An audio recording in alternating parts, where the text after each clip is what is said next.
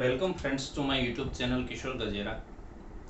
આજે આપણે અભ્યાસ કરીશું material account to English medium. આની અંદર ટોટલ 3 મેથડ છે: LIFO, FIFO and weighted average. એની માહિતી મેળવીએ એ પહેલાં એક વાત કરીએ કે જો તમે B Com, M Com, Gujarati medium, English medium, ગુજરાતની કોઈ પણ યુનિવર્સિટીના કોઈ પણ ચેપ્ટરના દાખલા જોવા માંગતા હો તો સૌપ્રથમ કિશોર ગજેરા યુટ્યુબ ચેનલને સબસ્ક્રાઇબ કરો અને તમારા મિત્રોને પણ જાણ કરો. એના માટે તમારે એક આ પેમ્પલેટની જરૂરિયાત રહેશે. જે લીથો પેમ્પલેટ તમને વિડીયોના ડિસ્ક્રિપ્શનમાં લિંક આપવામાં આવી છે એને ટચ કરવાથી એક પીડીએફ ખુલશે અને પીડીએફને તમારે પ્રિન્ટ કરાવવાની રહેશે. તો first of all 3 methods. First method, FIFO method. FIFO means first in first out. FIFO, first in first out. Second method, LIFO method, last in first out. And third, weighted average. One by one આપણે સમજીએ. First of all, FIFO method. First in first out means કે જે કંપનીઓ production કરે છે એ raw material કાચો માલ ખરીદી અને ગોડાઉનમાં મૂકશે. તો જે કાચો માલ ગોડાઉનની અંદર પહેલા ખરીદવામાં આવ્યો છે એ ફેક્ટરી માટે પહેલા આપવામાં આવે તો એને ફીફો મેથડ કહેવાય. First in first out. જે ગોડાઉનમાં પહેલો માલ આવ્યો છે એ પહેલા આપવાનો, ત્યાર પછી ખરીદ્યો છે એ પછી આપવાનો, એના પછી ખરીદ્યો એ પછી આપવાનો, તો એને ફીફો મેથડ કહેવાય. ઇન શોર્ટ, ગોડાઉનનું જે સ્ટોક રજિસ્ટર હોય, કેટલો માલ ખરીદ્યો, કેટલો ફેક્ટરીમાં ઉત્પાદન માટે આપ્યો, એવું એક રજિસ્ટર મેન્ટેન કરવામાં આવતું હોય છે. બસ એ રજિસ્ટર આપણે બનાવવાનું છે, જે 3 મેથડથી હોય છે. તો પહેલું છે ફીફો મેથડ. સમજીએ. Example number 1. The following is the receipts and issues of a certain materials in factory for quarter ending on 31st March 2021. નીચે તમને એક ફેક્ટરીની મટીરિયલની આવક અને જાવકના આંકડા આપવામાં આવેલા છે જે ક્વાર્ટર એન્ડિંગ એટલે 3 માસના છે. જે 31મી માર્ચે 3 માસ પૂરા થાય છે એના, તો કે જાન્યુઆરી, ફેબ્રુઆરી અને માર્ચ, આ 3 માસના છે. જાન્યુઆરી 21 first opening balance 20 kilograms at ₹2. તો આવું બનશે સ્ટોક રજિસ્ટર. એમાં date, પર્ટિક્યુલર્સ, receipt, issue and stock. તારીખ, વિગત. રિસીપ્ટ એટલે આવક. કોઈ પણ પ્રકારે મટીરિયલ આવે ગોડાઉનમાં એટલે અહીંયા રિસીપ્ટમાં લખવાનું. ઇસ્યુ એટલે જાવક. કોઈ પણ પ્રકારે ગોડાઉનમાંથી મટીરિયલ જાય એટલે જાવકમાં લખવાનું. જ્યારે આવકનો વ્યવહાર હશે ત્યારે જાવકનો નહીં હોય અને જાવકનો હશે ત્યારે આવકનો. એ બંને વ્યવહાર એક સાથે નહીં હોય ક્યારે. અને જેટલી આવક થઈ છે એમાંથી જાવક માઈનસ કરતા જે વધે એને સ્ટોક કહેવાશે. ત્રણેયમાં 3 વસ્તુ ફરજિયાત છે: ક્વોન્ટિટી, રેટ અને અમાઉન્ટ. જથ્થો, માનો કે 500 કિલો હોય તો અહીંયા ક્વોન્ટિટી 500, રેટ ₹2 હોય તો અહીંયા ₹2, અમાઉન્ટ 1000. એવી જ રીતે ક્વોન્ટિટી, રેટ અને અમાઉન્ટ, ક્વોન્ટિટી, રેટ અને અમાઉન્ટ. યુનિટ હોય તો unit into rate is equal to amount. રિસીપ્ટમાં એક આવશે બિલ નંબર. તમે માલ પરચેસ કરો છો ત્યારે બિલમાં એક નંબર લખેલો હોય છે, એ બિલ નંબર. પણ આપણે ભણવાના હેતુથી આ કોઈ બિલ નંબર ક્યારેય લખવાનો આવતો નથી. એવી જ રીતે જ્યારે તમે ઇસ્યુ કરો છો ત્યારે પણ એક રિસીપ્ટની અંદર નંબર લખેલો હોય છે. એ નંબર લખવા માટે આ કોલમ બનાવવું ફરજિયાત છે, પરંતુ લખવાનો ક્યારેય નંબર આવશે નહીં. અને સ્ટોકમાં એવો કોઈ કોલમ આવતું નથી. તો પેલું ઓપનિંગ બેલેન્સ છે એ રિસીપ્ટમાં લખાશે. જાન્યુઆરી 4th ઇસ્યુ 10 kilograms એટલે ઇસ્યુમાં લખાશે. 1st February purchase 30 kilograms at ₹2.50 per kilogram એટલે પરચેસ રિસીપ્ટમાં લખાશે. 6 ફેબ્રુઆરી ઇસ્યુ 20 kilograms, 28 ફેબ્રુઆરી ઇસ્યુ 10 kilograms, આ બંને ઇસ્યુમાં લખાશે.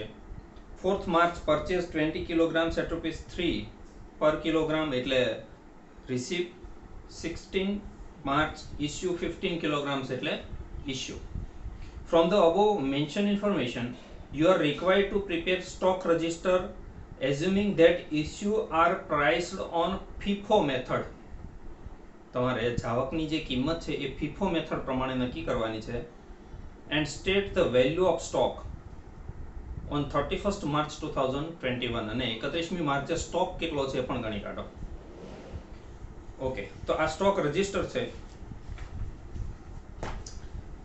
ફર્સ્ટ ઓફ ઓલ આ સ્ટોક રજિસ્ટર ની અંદર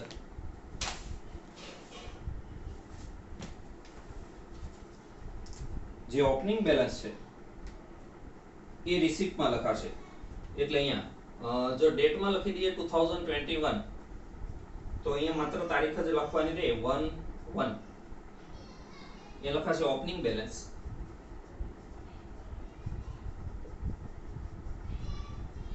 યુનિટ છે 20 kilograms, bill number dash, quantity 20, rate 2, amount 40.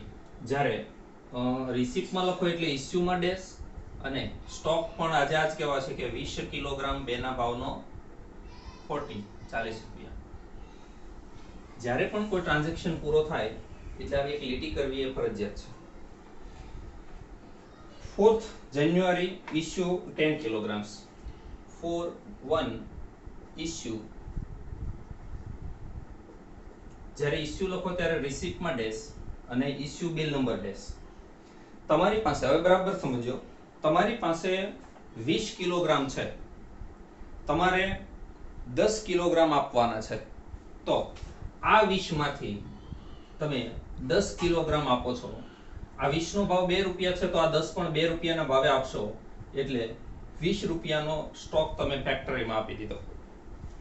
20 kilo માંથી 10 કિલો તમે આપી દીધા તો હવે તમારી પાસે સ્ટોકમાં કેટલા રહેશે તો કે 10 કિલો. એનો રેટ સેમ 2 અને 20.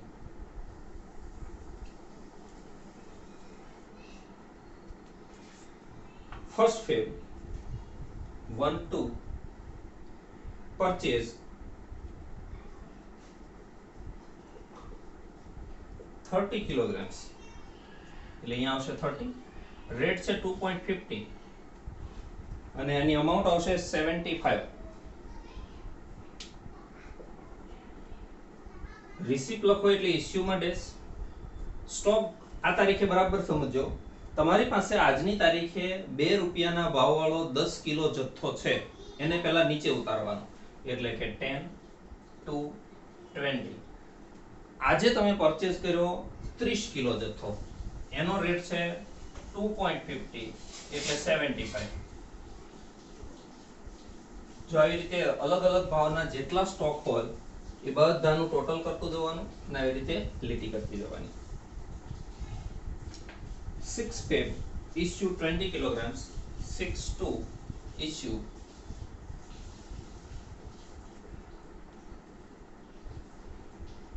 20 કિલોગ્રામ નો ઇસ્યુ છે 6ઠી તારીખે. અહીંયા બરાબર સમજો, ફીફો મેથડ નો યુઝ અહીંયા થાય.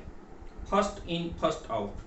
તમારે આપવાના છે 20 કિલોગ્રામ, તમારી પાસે 40 કિલોગ્રામ છે, 10 અને 30, પણ બંનેનો રેટ અલગ છે. તમારે ફીફો મેથડ પ્રમાણે, એટલે હંમેશા યાદ રાખવું ફીફો મેથડ હોય એટલે ઉપરથી સ્ટોક આપવો પડે. આ બંનેમાં પહેલા કયો આવ્યો તો કે આ 10 કિલોગ્રામ વાળો, પણ આપવાના છે તમારે કેટલા તો કે 20 કિલોગ્રામ. છતાં પણ આ 10 કિલોગ્રામ પહેલા આપી દેવાના જેનો રેટ 2 છે એટલે 20. હજી 20 કિલોગ્રામ આપવા માટે 10 આપ્યા છે, ઘટે કેટલા તો કે 10, એ 10 આમાંથી આપવાના એટલે કે એનો રેટ રહેશે 2.5 એટલે 20. તમારે 6 તારીખે જે 20 કિલો આપવાના તૈયાર હતા, પહેલા જે 10 કિલો આવ્યા હતા એ આપ્યા અને પછી બીજા 10 કિલો આ 30 માંથી આપ્યા.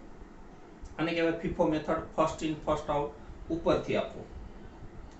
હવે સ્ટોક કેટલો, આ 10 આપી દીધા, આ 30 માંથી 10 આપી દીધા, હવે વધ્યા કેટલા તો કે 20, એનો રેટ 2.50 એટલે 50.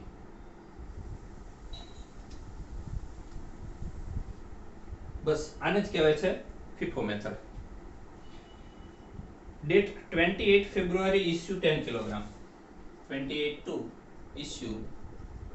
ઇસ્યુ હોય એટલે રિસિપ્ટમાં ડેશ, ઇસ્યુ 10 કિલોગ્રામ. તમારી પાસે એક જ સ્ટોક છે 2.50 વાળો, તો એમાંથી 10 કિલોગ્રામ આપી દઈએ. 2.50 = 25 n. હવે 20 માંથી 10 કિલો આપી દીધો એટલે આમાંથી વધશે 10 કિલો, એનો રેટ 2.50 એટલે 25.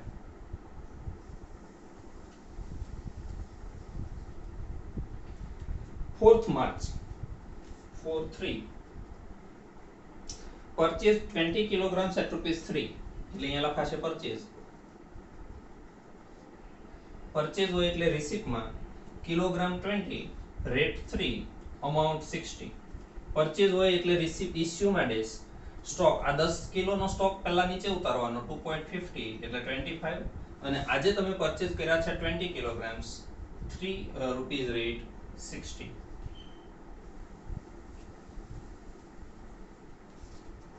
and finally 16th March issue 15 kilogram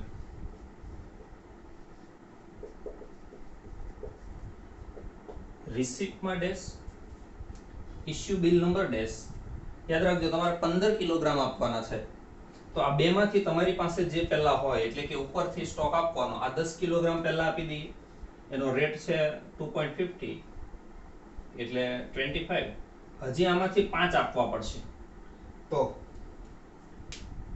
એનો રેટ છે 350 તમે આ 10 નો સ્ટોક આપી દીધો આ 20 માંથી 5 સ્ટોક એટલે 15 સ્ટોક જે આપવાનો તો એ આપી દીધો હવે આ 10 તમારી પાસે સ્ટોકમાં નથી આ 20 માંથી 5 આપી દીધા એટલે હવે એમાં છે 15 એનો રેટ છે 3 અને અમાઉન્ટ 45 તમને એવું પણ કીધું હતું કે સ્ટોક કેટલો એ શોધી કાઢો તો 15 અને 45 આને કહેવાશે ક્લોઝિંગ સ્ટોક જો તમે બેલેન્સ શીટની અંદર closing stock of row material જોતા હો તો એ આ સ્ટોક રજિસ્ટર ઉપરથી આટલા યુનિટ છે ને આટલા રૂપિયા છે એવું શોધવામાં આવતું હોય છે થેન્ક યુ